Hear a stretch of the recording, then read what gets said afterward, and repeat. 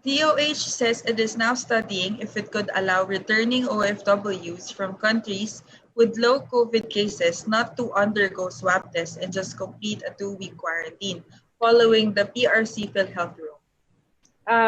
Rafi, kung matutulungan mo kami, no, let us try to immune, no, itong sinabi namin dito sa PRC PhilHealth Row.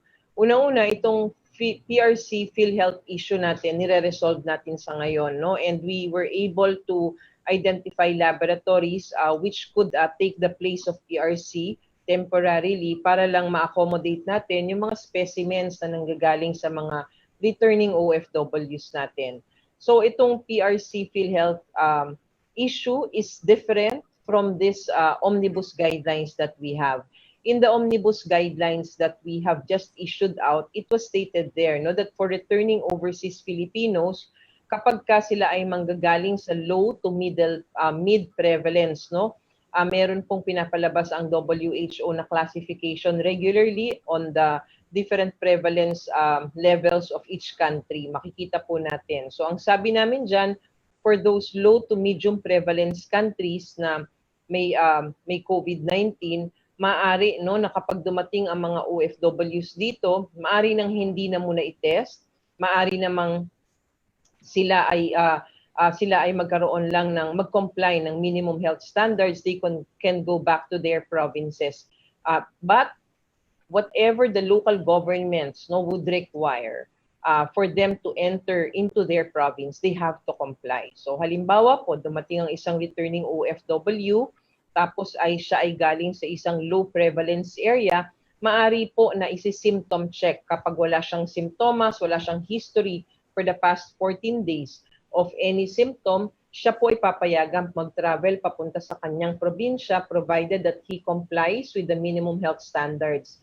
Pagdating sa kanilang probinsya at ni-require siya na kailangan siya mag-test, kailangan siya mag-quarantine, then they have to comply with the requirements of the local government unit. So again, let me emphasize, this is different and it is not related to the PRC PhilHealth Row. The omnibus guidelines has been issued for the general guidelines or protocol for the whole population. Ano? Hindi lang po para i-address yung PRC PhilHealth Row. Next question po from Sophia of Rappler.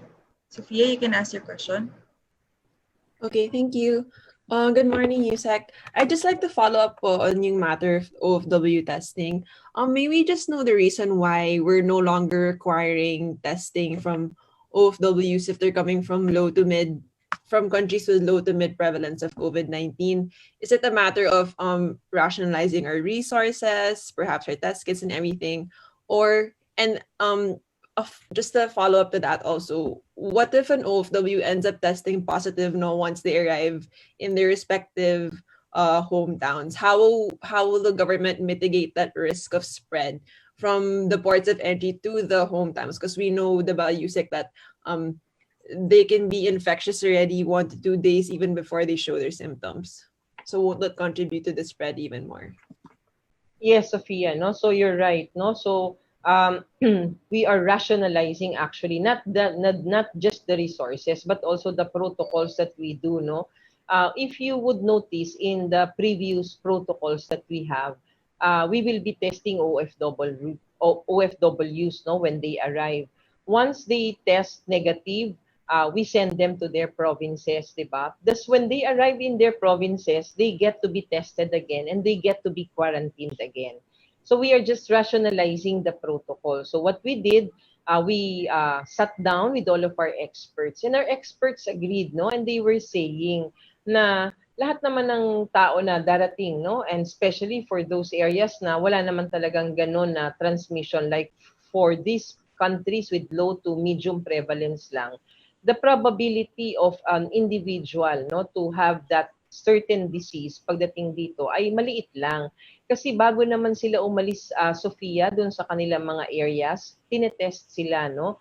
Most of these OFWs, they bring with them their RT-PCR results, which are 2 to 3 days prior to their travel. So when they arrive here, the experts thought it best to recommend that we do just symptoms check, no? When we do our symptoms check and they are clear, they do not have symptoms even for the past 14 days, they can be allowed to go back to their provinces. That's why we also emphasize na dapat pagdating sa LGUs, kung ano man ang protocol ng LGUs, and we know that LGUs would require for them this test or this quarantine period, LGUs will be the ones to responsible, no, para screen naman yung borders nila. And one thing, Sophia, LGUs do not let just any person, no, go inside their territory. Nakita mo sila ngayon kung gaano sila how they take care of their population. Ano? Talagang they screen everybody coming from the outside, and they make sure that their protocols are complied with kung magpapatest sila or ika-quarantine ba ng ilang araw ang OFW. So that was really to rationalize the protocol at makita natin na hindi naman paulit-ulit at nagkakaroon tayo kasi ng mga bottlenecks dahil dito sa mga ganitong paulit-ulit na protocol. Thank you, Yusek. Just to clarify that I understood you correctly, no po, because we're saying since OFWs are usually tested before they leave to arrive to the Philippines and then tested again when they get to their LGUs. That's one reason why we're cutting, let's say, that step of being tested once they arrive. And then is that correct, no, Yusek?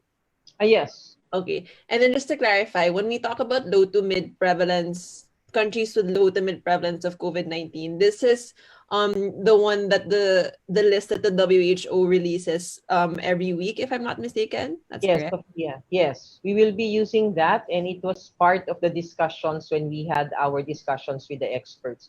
We use a WHO classification for these prevalence levels of each country.